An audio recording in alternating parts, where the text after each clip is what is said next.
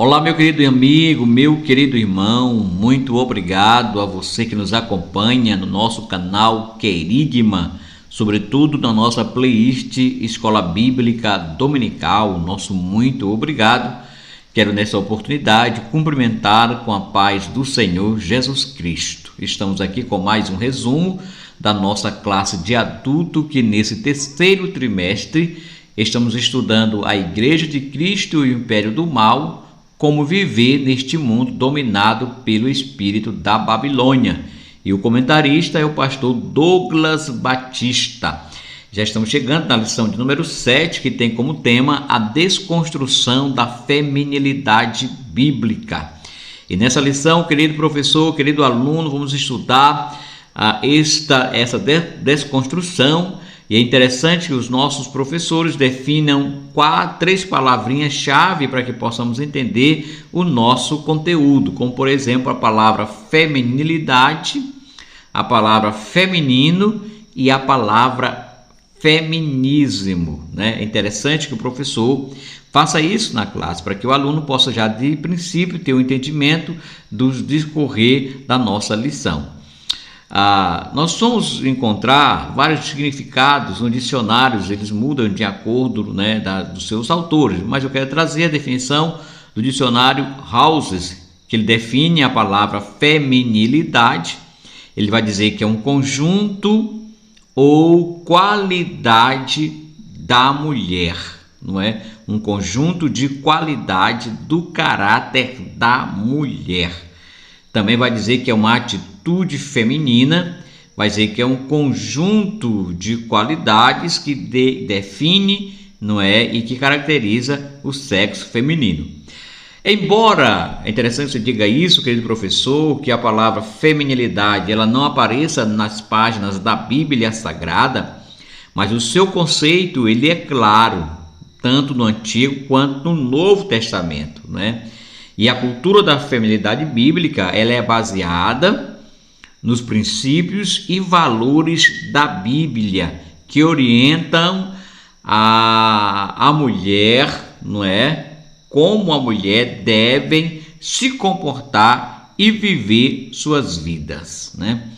As Escrituras estão repletas de orientações claras que instruem a mulher cristã a demonstrar a sua feminilidade, para que seja uma adjuntora idônea, não é? Exibindo graça, exibindo vida pura, vida santa, se revestindo de modéstia, de pudor, não é? E, sobretudo, desenvolvendo um espírito manso e tranquilo, um espírito de verdadeira adoradora, não somente isso, mas também submetendo ao seu marido, submetendo aos ensinamentos, não é, das Sagradas Escrituras e submetendo, sobretudo, a Deus uma vida de devoção e de adoração ao nome do nosso eterno e bom Deus. Já a palavra feminino, não é?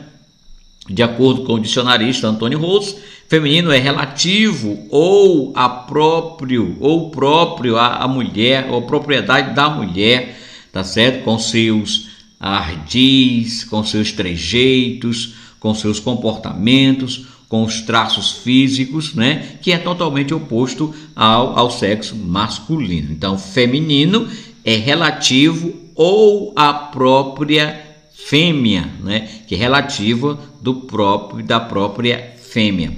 Já nós temos outra palavrinha, querido irmão, nessa lição bem interessante, que é a palavra feminismo, totalmente oposto, ao contrário da palavra feminilidade e feminino. De acordo ainda com o dicionário, não é?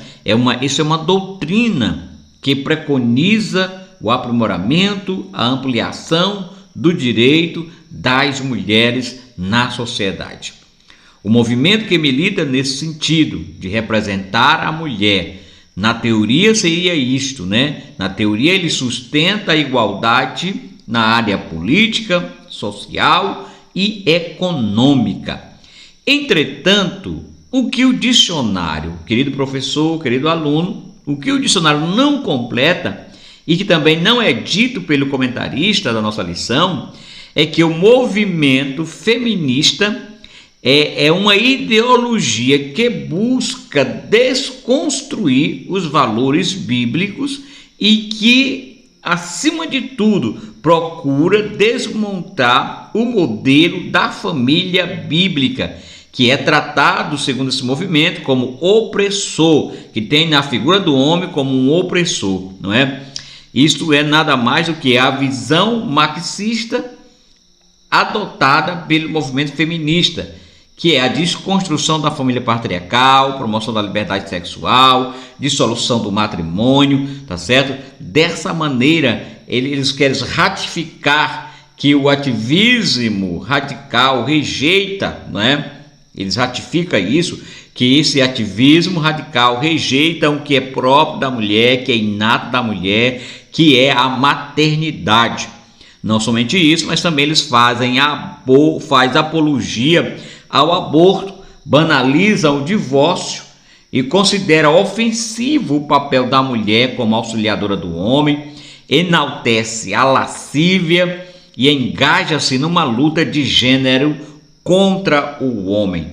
E esta onda do feminismo, né, ele teve os seus percussores, os seus fundadores e as suas diversas formas, como por exemplo nós temos a primeira onda do feminismo, que ocorreu no século XIX na Europa e nos Estados Unidos, que nós chamamos de a primeira onda do ativismo feminista, não é? Os Estados Unidos ele se destacou, não é, com as americanas Elizabeth e Susan, né? Essas mulheres elas lutavam pela proibição da escravatura, pela descriminalização do álcool e pelo direito feminino ao voto. É interessante ressaltar, querido professor, querido aluno, que esse movimento ele nasce com intuito bom, com ideias boas, mas nos decorrer ele começa a se perverter, começa a se perder, começa a se misturar com uma ideologia política e nefasta dominada nesse presente século pela questão do marxismo cultural, né? Claro que o feminismo ele trouxe várias conquistas para a mulher, mas ao longo da história esta ideia de lutar pelo direito da mulher ele se perde totalmente, como já vemos agora na segunda onda, que já vai do século XX, não é? Essa segunda onda ela passa a lutar pela emancipação da domesticidade, ou seja, libertar a mulher de ser dona de casa, porque isso é uma forma de escravizar a mulher, tá certo? Lutar, já começa esse movimento já no século XX, ele já começa a trabalhar a questão dos direitos reprodutivos, já começa a lutar por uma liberdade sexual, não é? E nesse período, que nos Estados Unidos, as mulheres lutavam, levantavam, melhor dizendo, essa pauta de controle da natalidade, não é? Do aborto, da emancipação do seu próprio corpo. Você vê que já começa a se perder esse movimento chamado movimento feminista. E ele se destaca nesse período como a Mística Feminina, que é um grande livro, uma grande obra publicada pela americana Beth Friedan, que é uma das, umas que agora segue depois de Elizabeth, foi a fundadora, vem Beth Friedan, que é a que liderou essa segunda onda nos Estados Unidos. Este livro, A Mística Feminina, sem sombra de dúvida, é o estopim para que essa fase do movimento se desenvolva e tenha esta proporção no Ocidente. Nesse livro, as mulheres são incentivadas a abandonar os deveres do lar, como aquela coisa da domesticidade, da desconstrução, da emancipação, da mulher se libertar, porque o casamento é um reduto de escravidão da mulher, a mulher se torna escrava do marido, dos filhos, então nada disso mais é importante para o movimento feminista. Quero que a mulher tenha essa emancipação, que lutem, por direitos iguais e que compete com o homem os seus deveres, que para isso elas rejeitam totalmente uma ideia de uma mulher dona de casa, dona do lar, tá bom? Na realidade, já temos agora nessa terceira onda, né?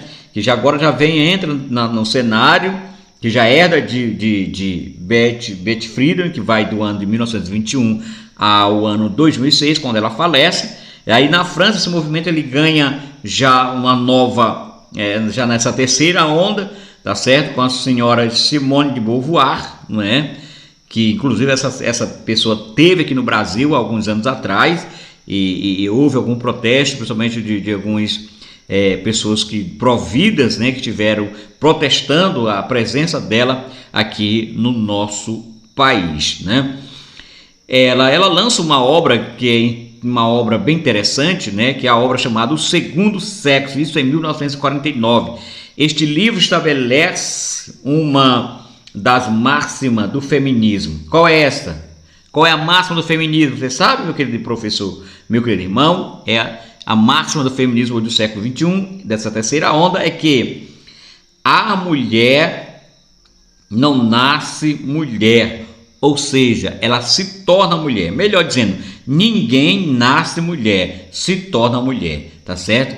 Esse feminismo, amado, ele avança e incentiva a questão da discussão de gênero, de transgeneridade, né? E atualmente a filósofa norte-americana Judith Bletchley, não sei nem chamar o nome dessa pessoa, tão complicado, né? Ela apresenta-se, né, como uma das maiores defensoras do feminismo, tá certo? Hoje no nosso Ocidente. E ela publica também uma outra obra com título semelhante, que traz da autonomia do próprio corpo, né?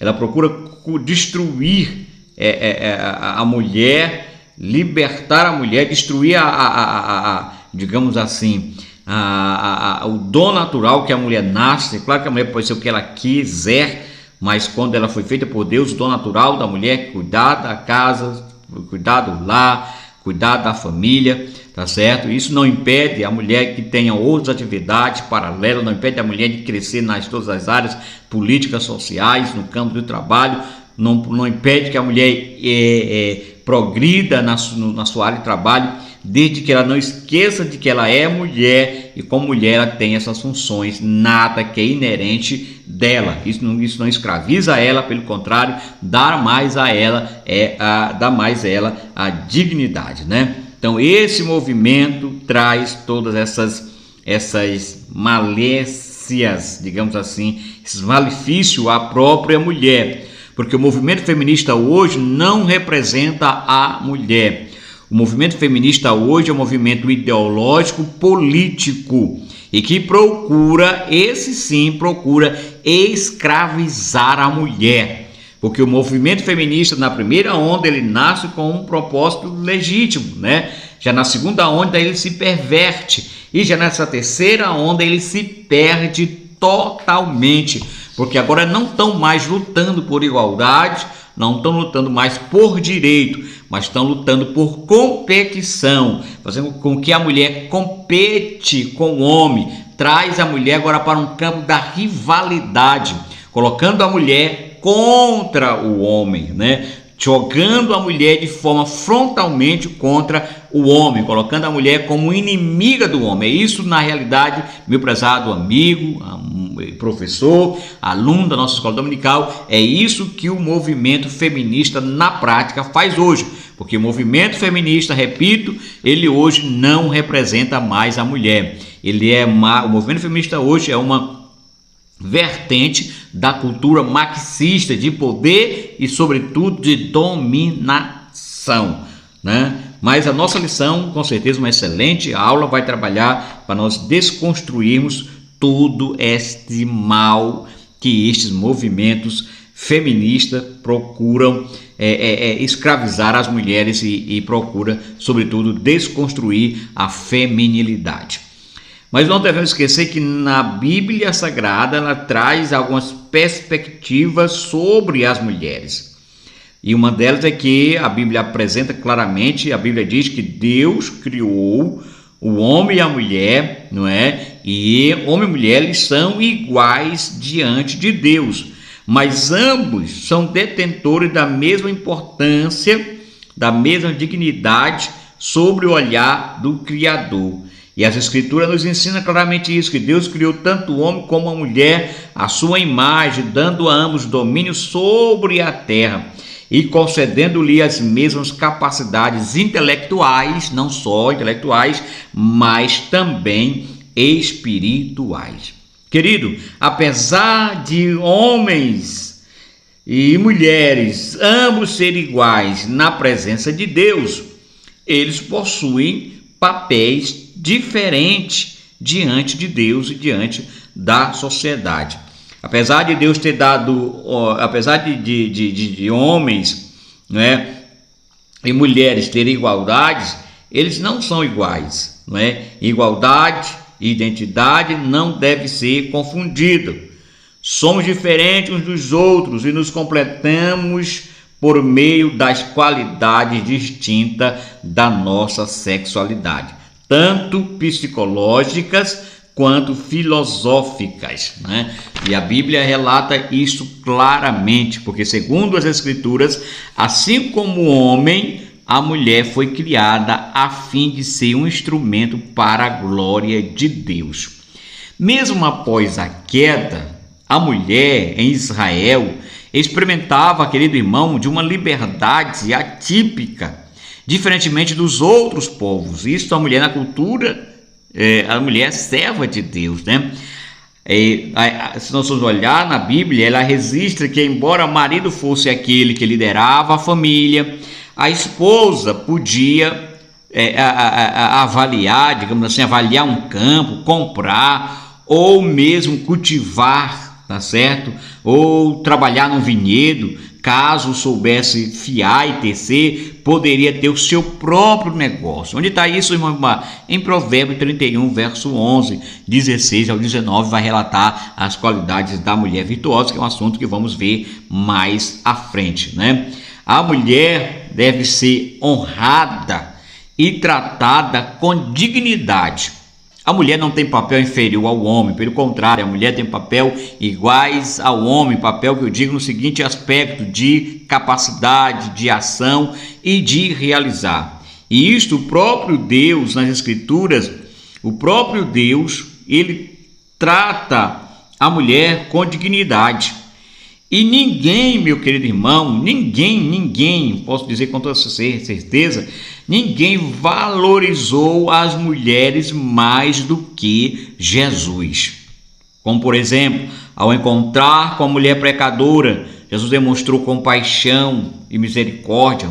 Ao encontrar com a viúva de Naim, não é? Ele sofreu, ele sentiu a dor daquela mulher, tá certo? Como também aqui ao encontrar a mulher samaritana, concedeu-lhe perdão, não somente isso, mas concedeu vida, né? E ao lidar com Marta, Maria, ele viu nelas amigas, viu nelas discípulas. Poderíamos também citar o caso da mulher adúltera que foi pega em adultério, tá certo? Onde também Jesus concedeu perdão. E poderia ver claramente a forma como ele se relacionou com sua mãe, como ele cuidava dela, como ele protegia. E ao ressuscitar dentre os mortos, foi as mulheres que inicialmente para ele que ele apareceu. Então vejam só o quão valor o nosso Senhor e Salvador deu à mulher. Louvado seja o seu santo nome. Porque Deus, querido, Deus deseja que as mulheres o glorifiquem com uma vida de piedade. E as Escrituras nos ensinam que Deus deseja que mulheres, homens e mulheres, vivam uma vida santa e piedosa.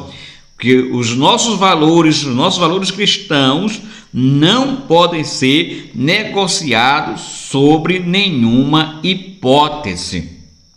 E aí que você pode muito bem agora ver, né, que se você quiser ver depois em Provérbios 31, vamos ver aqui esse esboço da feminilidade.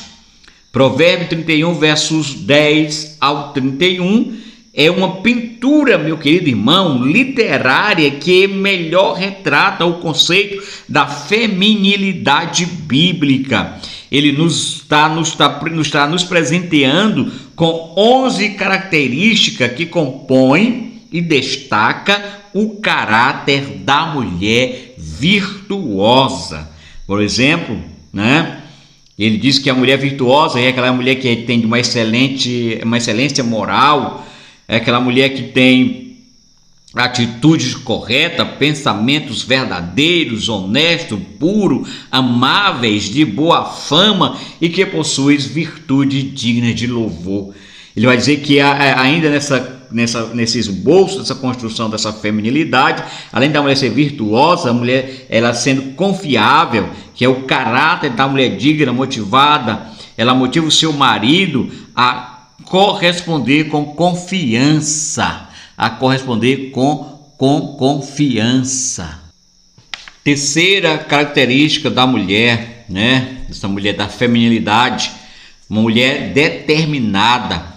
Ser determinada sugere que a força ou poder exercido eficientemente, não é? E agora a quarta característica, estando fisicamente em forma, ela cuida da sua saúde física, mas se preocupa mais com a propriedade do seu caráter, não é? Sendo econômica, a mulher digna de Provérbio 31 percebe que o dinheiro envolve economia doméstica, com olho clínico, ela procura ofertas que resultam em vantagem. Sendo altruísta, no caráter da mulher virtuosa há ausência de atributos egoístas. Ela não está ocupada demais com seus próprios afazeres para não ter tempo para cuidar dos outros. Ainda dentro desse esboço da feminilidade de Provérbio 31, não é? É a mulher estando preparada, isso é, colocar eventos, objetos ou pessoas em ordem, agir adequadamente, ser receptivo, ser receptivo, tá certo? São frases que descrevem o princípio da preocupação, ou o princípio da preparação de uma mulher sábia, de uma mulher virtuosa. Louvado seja o nome do Senhor. Sendo honrada, ser honrada é sinônimo de ter integridade.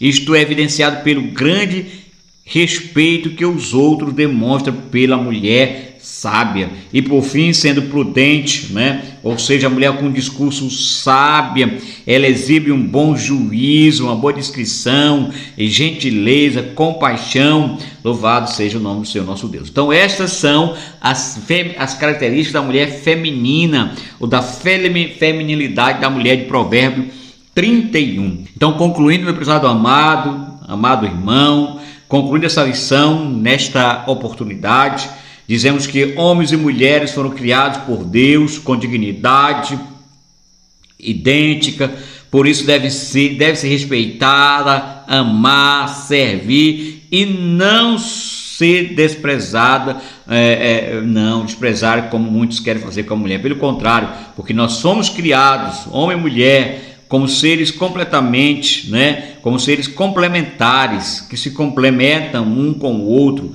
Devemos reconhecer as nossas diferenças e não tentar eliminá-las ou usurpá-las, não é, um do outro. Mateus Rim, no seu comentário bíblico, ele descreve a criação de Adão, ele descreve a criação de Eva, quando ele disse: Eva não foi feita da cabeça para não a subjugar, nem dos seus pés para não ser pisoteada por ele, mas de seu lado para ser igual a ele, sob o seu braço para ser protegida e próximo do coração para ser amada. Então que Deus nos abençoe, querido, que você venha à Escola Bíblica Dominical neste domingo e aprenda mais sobre este assunto maravilhoso, tá bom? Fique com Deus, um forte abraço e até a próxima aula, próxima lição, em nome do Senhor Jesus Cristo.